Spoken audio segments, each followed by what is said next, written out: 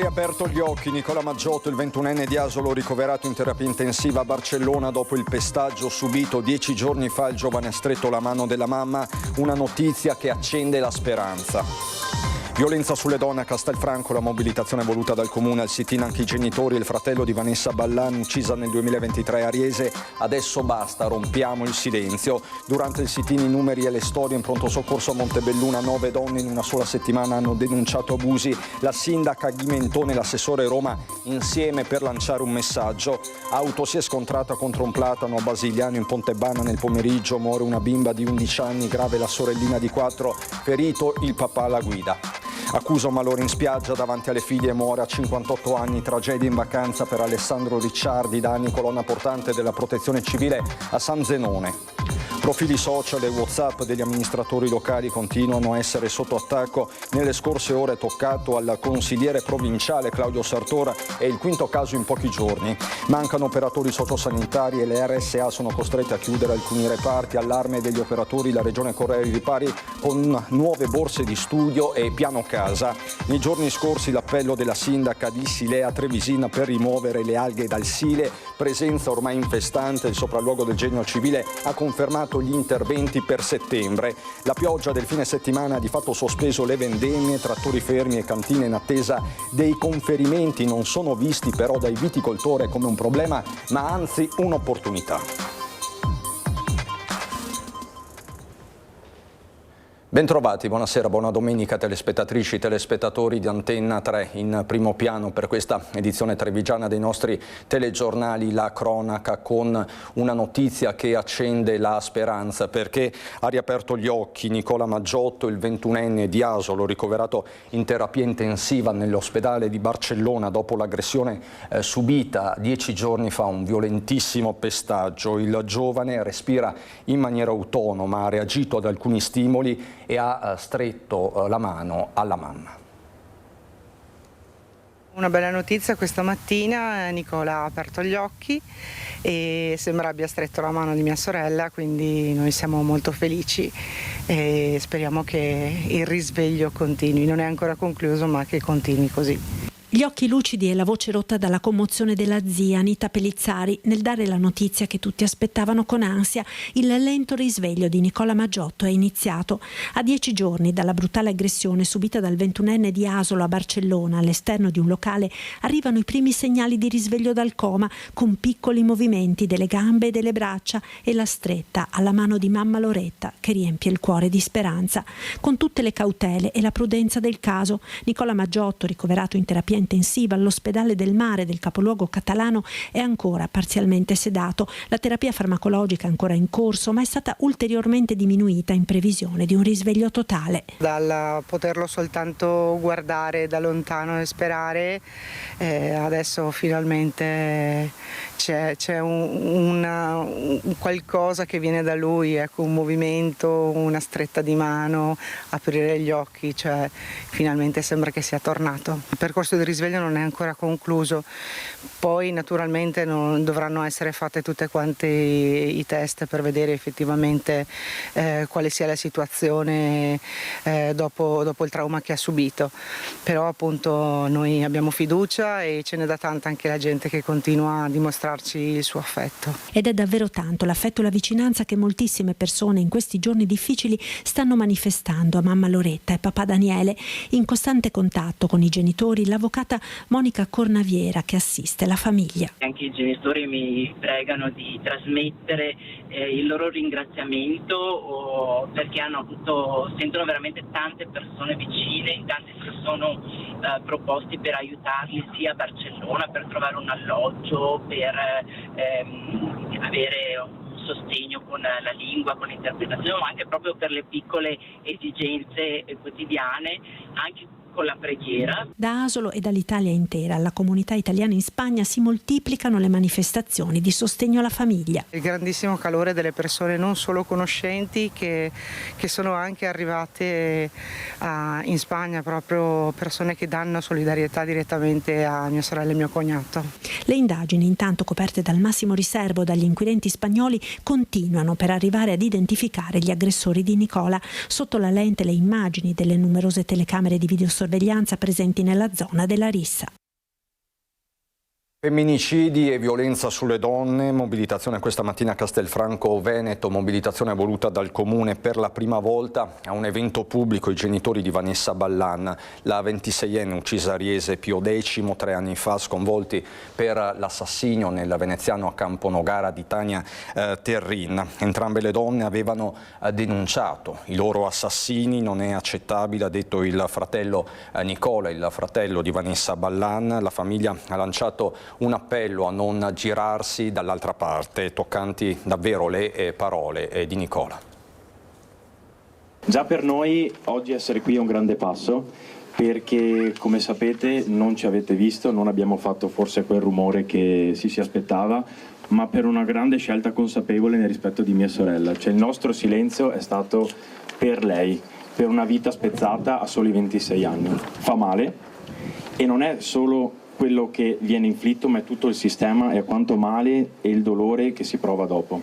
Guardate che bisogna scegliere poi di vivere e non è facile fare questo passaggio. Soppesa le parole Nicola Ballan, fratello di Vanessa, la giovane mamma coltellata nella sua casa di Riese Pio X il 19 dicembre 2023 da Bujar Fandai, il 42enne condannato la scorsa primavera in via definitiva a 26 anni e 10 mesi di reclusione. Lo fa con accanto i genitori Roberta e Stefano e davanti alle centinaia di persone che sotto la torre civica di Castelfranco si sono ritrovate per ricordare l'ultima vittima di femminicidio in Veneto, Tania Terrin, la 39enne uccisa dal suo ex a Camponogara nel veneziano. Troppe le similitudini a 3 anni di distanza tra le due tragedie. Non c'è solo il dolore a legarle, ma anche quelle denunce di fatto che poi si sono rivelate inutili. Anche Vanessa aveva denunciato il suo stalker prima che diventasse un assassino libero di farle del male. Da qui la decisione di rompere un riservo carico di dignità.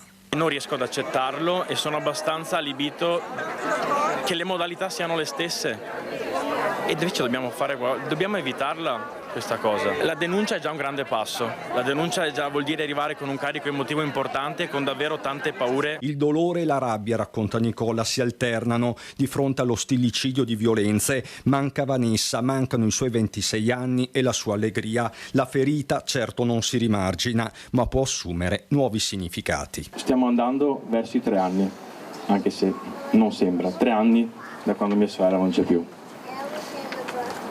E continuano a succedere, quindi quando ho ricevuto questo invito ho detto ok, è ora di rompere un po' questo silenzio, non giriamoci dall'altra parte, veramente potrebbe fare la differenza, una parola, uno sguardo, guardate che è fondamentale, in qualsiasi ambito voi lavoriate o qualsiasi sensibilità voi abbiate, siateci, cioè dovete esserci, ve lo chiedo con il cuore. Ve lo chiedo con il cuore e trasferitelo a chi può ascoltare, cioè tutti. Grazie.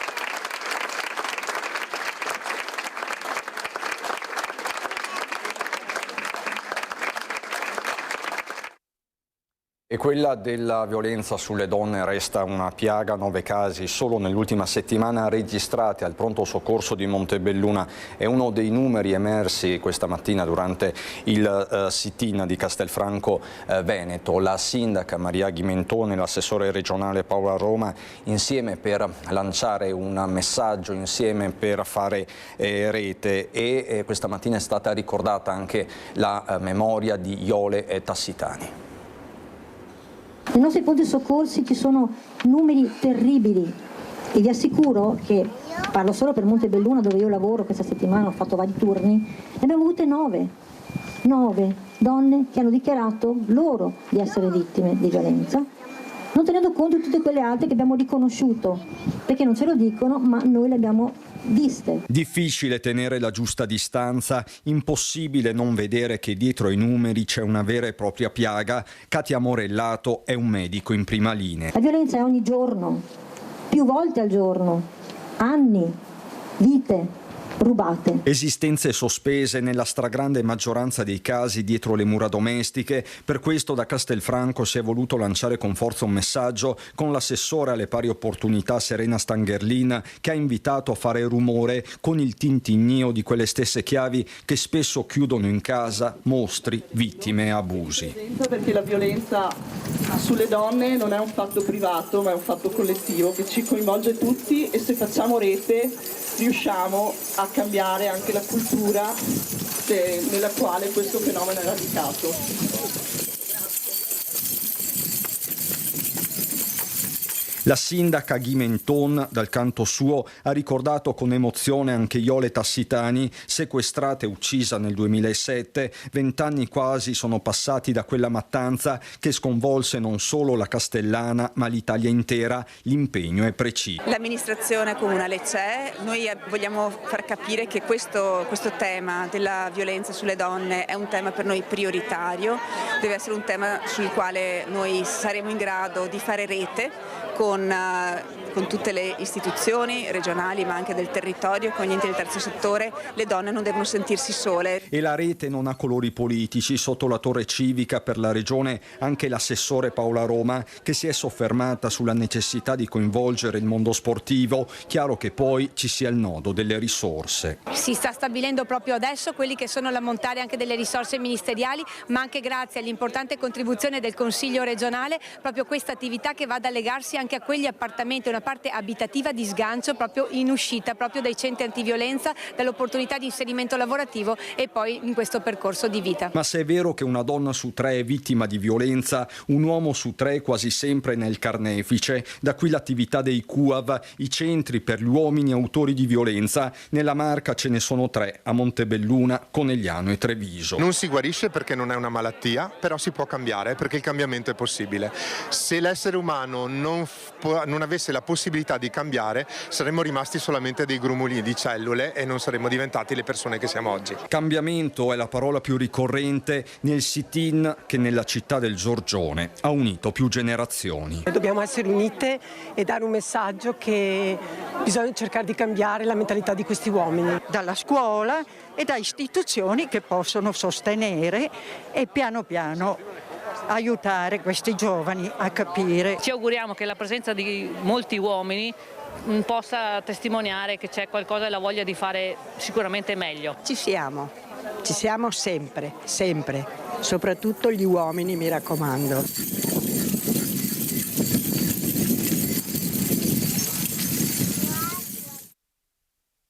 Non possiamo non andare in Friuli sulla Pontebana per un importante aggiornamento di cronaca. Una bambina di 11 anni è morta e la sorellina di 5 anni è in condizioni disperate a seguito delle ferite riportate in un incidente stradale che si è verificato intorno alle 16 a Basigliano. Le piccole erano a bordo di un'auto condotta dal padre che è uscita di strada finendo contro un platano. In seguito alla collisione una delle 2 bimbe è andata in arresto cardiaco traumatico ed è stata rianimata sul posto prima di essere trasferita d'urgenza in ospedale a Udine, scortata da una pattuglia della polizia stradale. Poco dopo una fase di rianimazione anche la sorellina è stata portata in ospedale. Anche il papà di 45 anni è stato condotto al nosocomio, ma le sue condizioni non desterebbero preoccupazione, sono state classificate come codice giallo e fuori pericolo. I rilievi sono stati svolti in queste ore dalle forze dell'ordine. Sul posto sono accorsi, come vedete, anche i vigili del fuoco. È morto improvvisamente mentre era in ferie in Campania, sua terra d'origine. Lutto a San Zenone degli Ezzelini per la scomparsa a 58 anni di Alessandro Riccardi, colonna portante della Protezione Civile.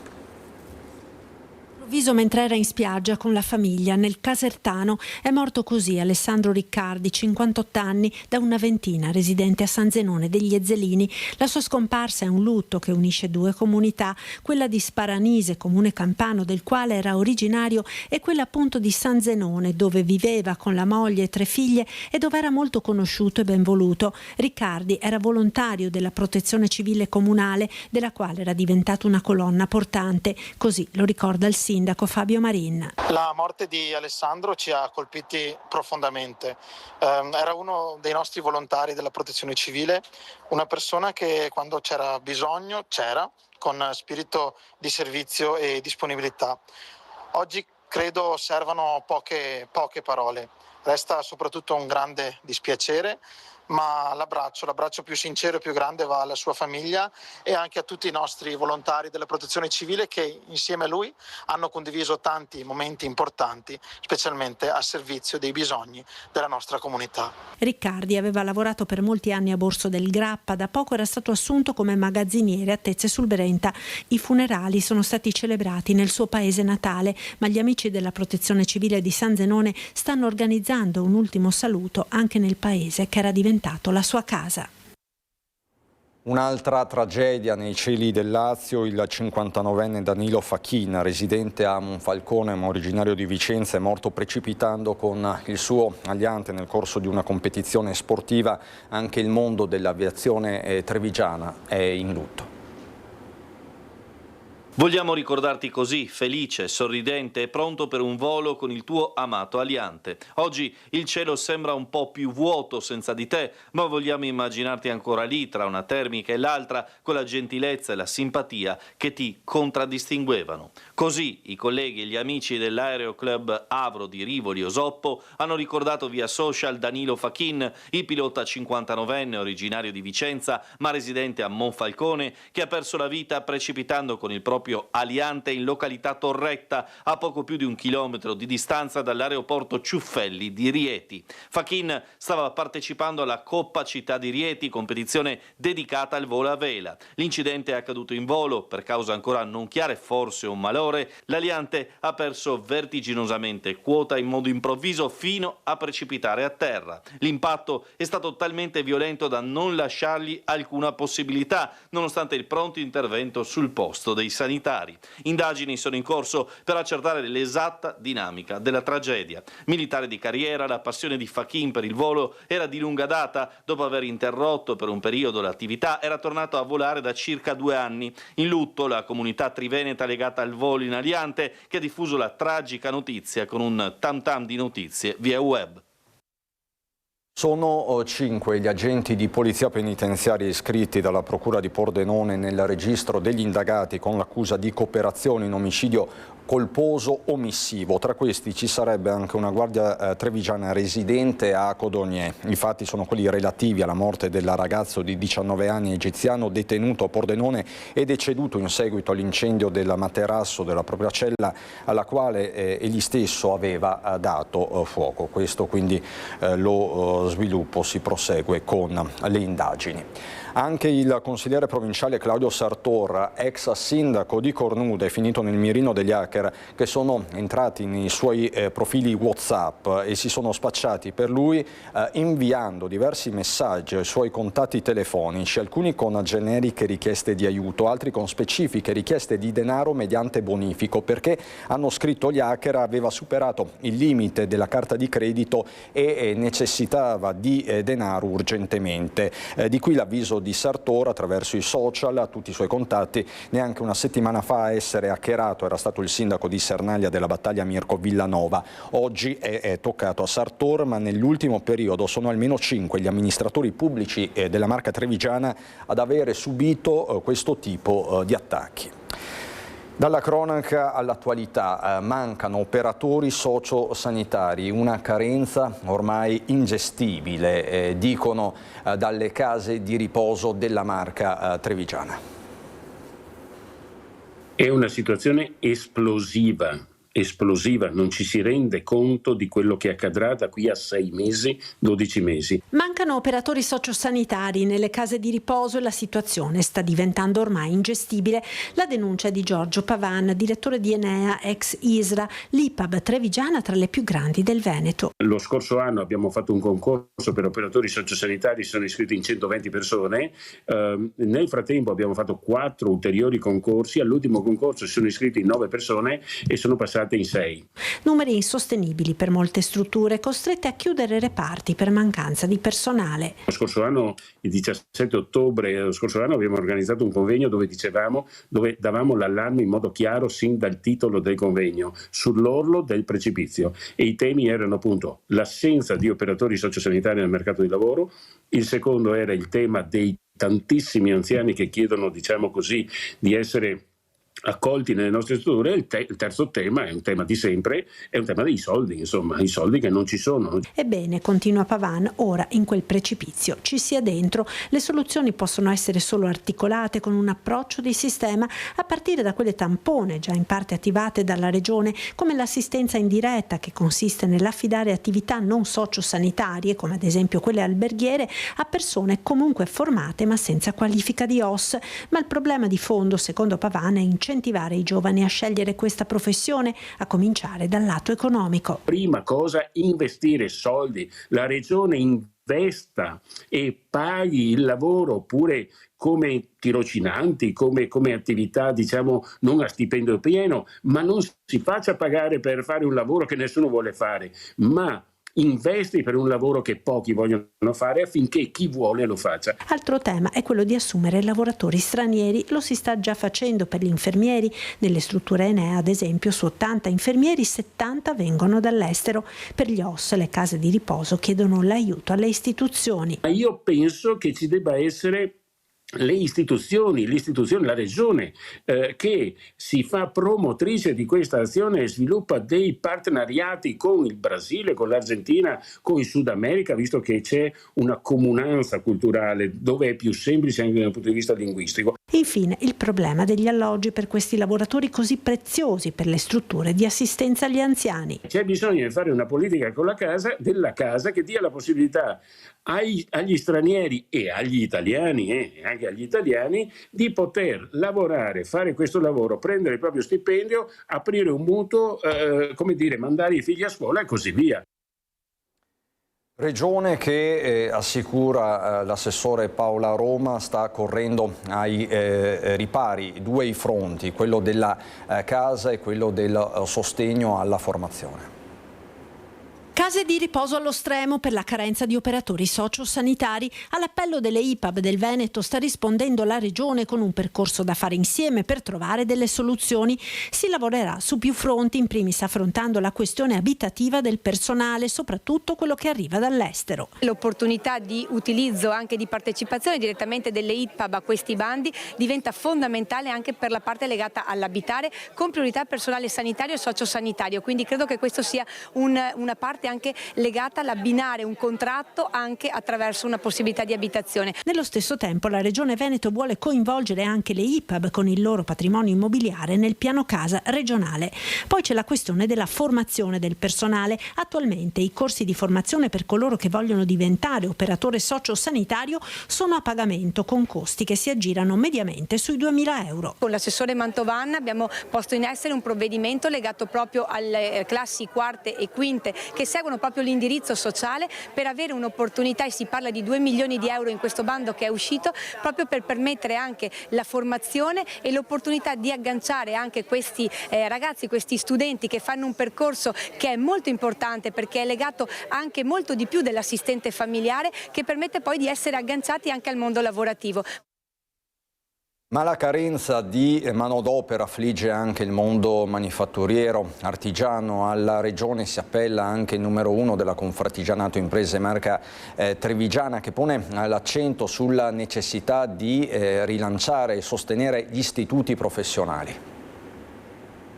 La verità è che la carenza di manodopera c'è, ma è altrettanto vero che oggi abbiamo bisogno di manodopera di qualità, quindi di persone assolutamente formate. Io continuo a dire, noi continuiamo come Confartigianato, continuiamo a far pressioni affinché la politica, affinché la Regione si impegni sempre di più nell'incentivare anche economicamente le scuole professionali e gli istituti di formazione. formazione, perché di questo abbiamo bisogno. Non ha dubbi il numero uno della Confartigianato trevigiana Armando Sartori: è la formazione professionale e la priorità delle imprese in un mondo del lavoro che cambia velocemente, con i territori confinanti al Veneto che certo non stanno a guardare. In Lombardia hanno un altro passo, e tanto uguale in Emilia Romagna. Basta pensare insomma che la Motor Valley non è che ha una manovalanza di bassa lega, diciamo così. Vi tralascio i dati del Friuli Venezia Giulia e del Trentino Alto Adige, o meglio delle province a statuto autonomo, perché insomma lì siamo proprio in un altro mondo. La manodopera qualificata e con essa il Made in Veneto passa per il mondo della scuola, istituti professionali ma anche ITS, gli istituti tecnici post maturità. Questione di competitività per gli artigiani che va affrontata qui e ora. Sartori guarda già la partita sull'ormai prossimo bilancio regionale. L'appello a Giunta e Consiglio è chiaro. Speriamo in un cambio di passo, in una rivisitazione del bilancio preventivo, e dove si vada ad evidenziare in maniera reale quelle che sono le attenzioni alle scuole.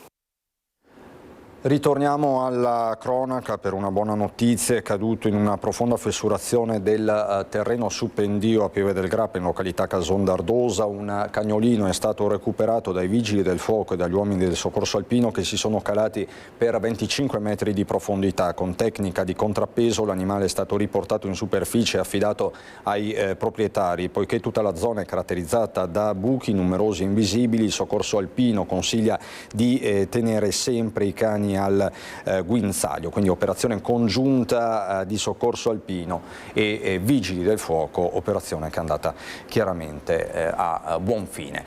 Sono pronto a raccontarvi, aggiornarvi sulle condizioni del Sile, che come sapete è infestato dalle alghe, poi della stagione della vendemmia, ma vi aggiornerò su questi fronti subito dopo la pubblicità, fra poco.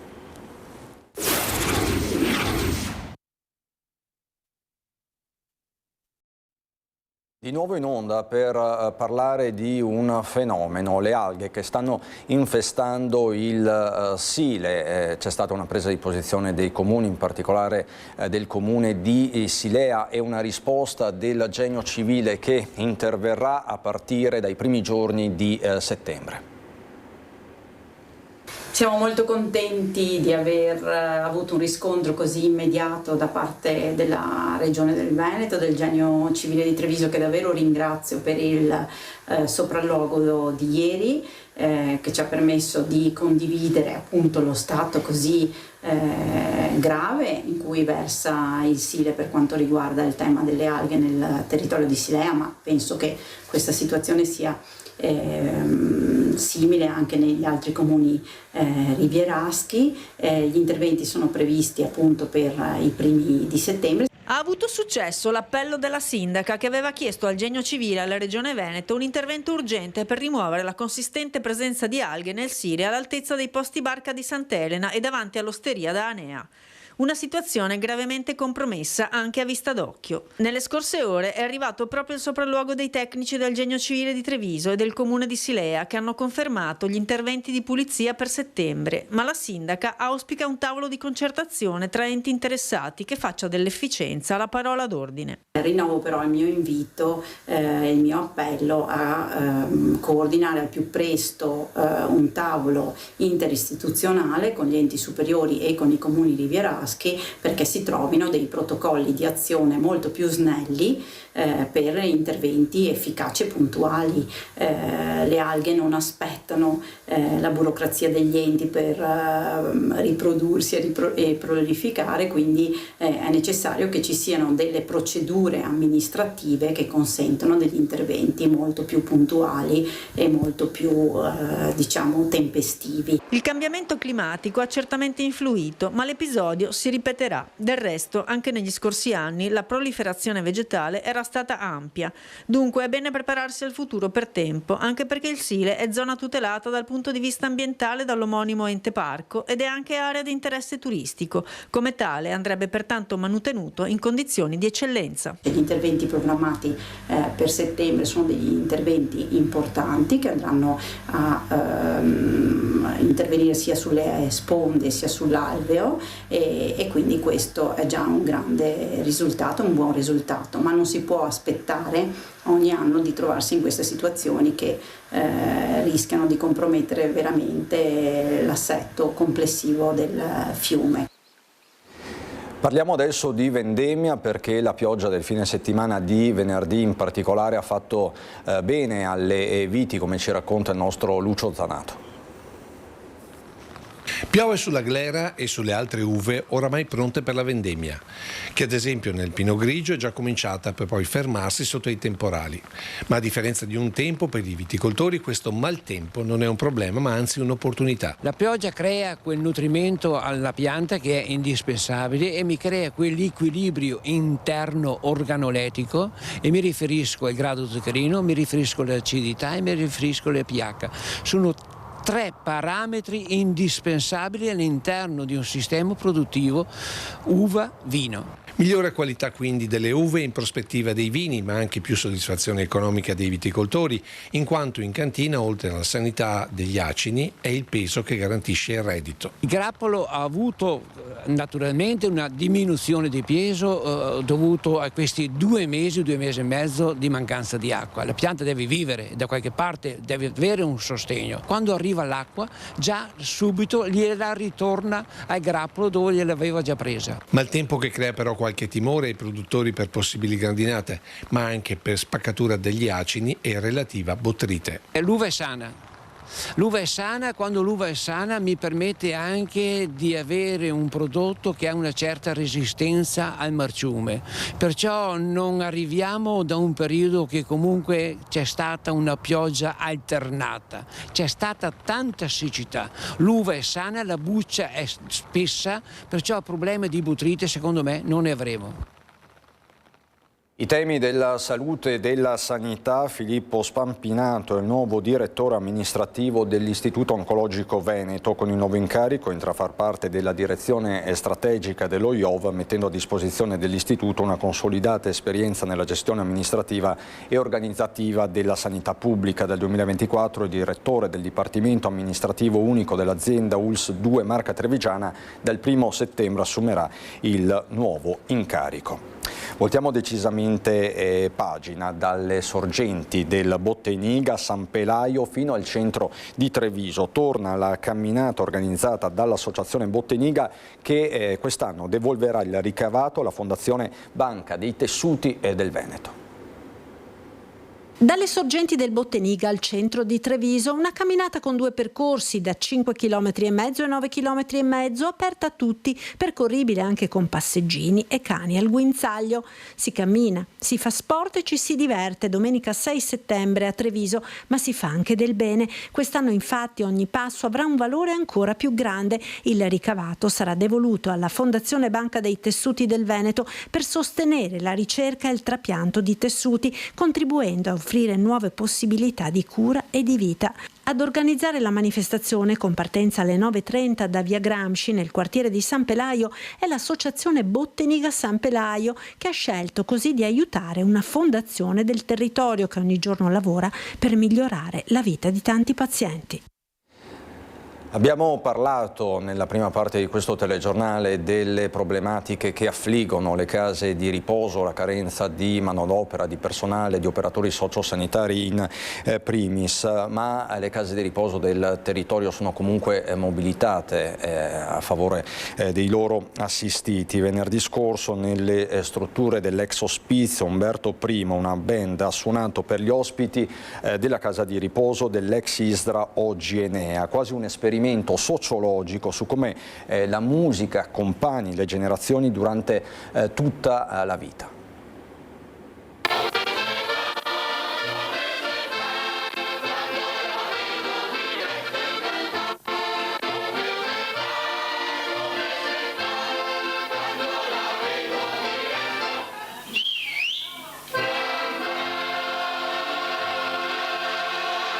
Una volta le canzoni per gli anziani erano queste, ma oggi la musica è cambiata.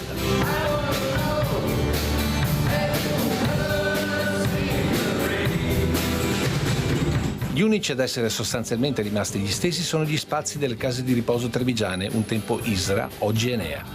Diversi ovviamente gli ospiti e la dirigenza, ma anche i musicisti, anche loro con i capelli color argento. Ma la vera rivoluzione sono le chitarre elettriche, batterie e soprattutto tastiere al posto delle storiche fisarmoniche.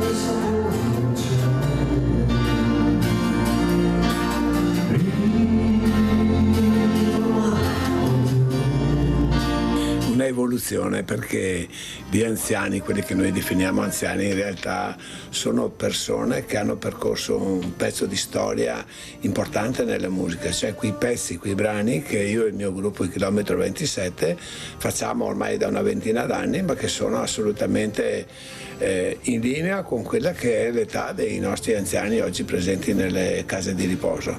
Quella che invece non è cambiata è la partecipazione del pubblico.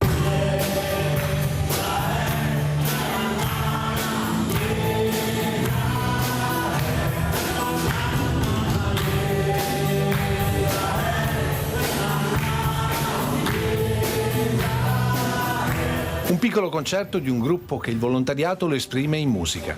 Del resto Antonio, Tony Zamberlan, è l'immagine di una vita spesa tra alternativa e solidarietà in cooperative per dare un'opportunità a chi ne ha bisogno.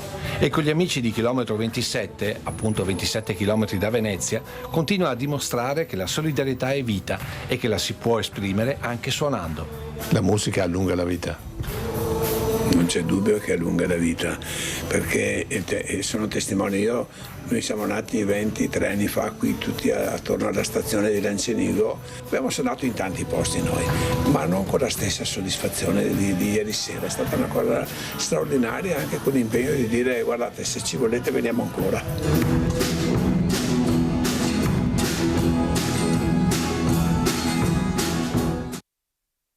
Rimaniamo ora con il nostro servizio storico della domenica sull'onda dei ricordi, mentre con temperature più gradevoli e comunque estive molti stanno partendo adesso per le vacanze al mare. Un tempo, la fine di agosto, era storicamente il momento dei primi bilanci della stagione turistica, in particolare quella dei campeggi del Cavallino, frequentati da tedeschi, austriaci e in genere da turisti dell'est Europa. Ma com'erano le strutture ricettive di 40 anni fa?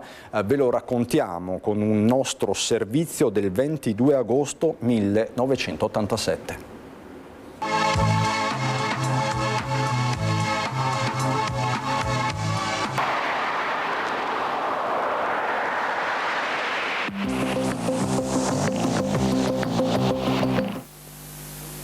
Non molti lo sanno, ma al Cavallino c'è la più grande concentrazione di campings d'Europa. I 30 campeggi del litorale hanno circa 70.000 posti. Ogni anno totalizzano più o meno 3 milioni e mezzo di presenze, pari a circa il 50% delle presenze turistiche di tutto il comune di Venezia.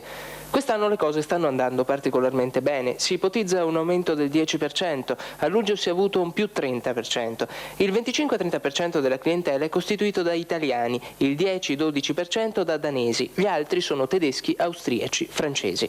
I danesi hanno costituito la lieta sorpresa di quest'anno e hanno permesso di compensare un forte calo dei tedeschi. Ma ci sono anche dei nuvoloni scuri all'orizzonte del Cavallino. Sentiamo Romano Ballarin, gestore di un campeggio e presidente della FAITA, l'associazione del turismo all'aria aperta. Di cosa avrebbero bisogno i campeggi del Cavallino che ancora non hanno? Ma oddio, praticamente di parecchie cose, perché in effetti siamo un po' abbandonati dal comune di Venezia. Ecco, questo qua è praticamente quello che noi ci lagniamo. Di riflesso è chiaro che tutto non si può avere, però ci sono veramente delle cose che noi avremo bisogno. Ecco, e quali sono nello specifico? Ma praticamente, diciamo così, una mano in più. Ecco, il comune ci dasse una mano in più per aiutarci a risistemare le nostre attrezzature, perché effettivamente non possiamo fare niente, tutto qua, la zona è completamente abbandonata. Quindi voi accusate il comune di trascurare questo tipo di ricettività? Un po' sì, diciamo così, perché effettivamente ci sentiamo dimenticati, ecco, questo è il discorso. Su 30 campings solo 3 sono autorizzati dal piano regolatore del comune, gli altri 27 non sono previsti, anche se 10-15 hanno aperto nel 1956. Un altro problema è quello della spazzatura. L'AMIU non fa servizio e i gestori devono provvedere alla raccolta dei rifiuti e a portarli alla discarica, però devono pagare la tassa sull'immondizia. Poi c'è la tassa di soggiorno, uguale a quella degli alberghi. Un complesso ricettivo a 4 stelle paga un'imposta di soggiorno di 720 lire, ma in un albergo si pagano 100.000 lire a notte, in un campeggio 10.000. Infine, per quanto riguarda le bollette dell'acqua, i campeggi sono classificati saltuari come i circhi, così pagano l'acqua a 650 lire al metro cubo anziché 300. D'altra parte nei campeggi c'è sempre qualcuno, poiché d'inverno si fa la manutenzione. Per fortuna un problema quest'anno si è risolto, non si è sparato. Sì, perché al Cavallino c'è un poligono di tiro dell'esercito. In genere funzionava fino a maggio, quando arrivano i primi tedeschi grazie alla festa di Pentecoste. Le avanguardie dei turisti teutonici non erano contente di essere scacciate dalle spiagge tra il fischiare dei proiettili. Quest'anno, grazie ad una paziente mediazione, le armi hanno taciuto. E ci lasciamo per questa edizione con questa fotografia del 1987. Non ho ulteriori aggiornamenti dalla Marca trevigiana né dal Veneto più in generale. Grazie davvero per l'attenzione, buona domenica. Subito dopo la sigla c'è il meteo.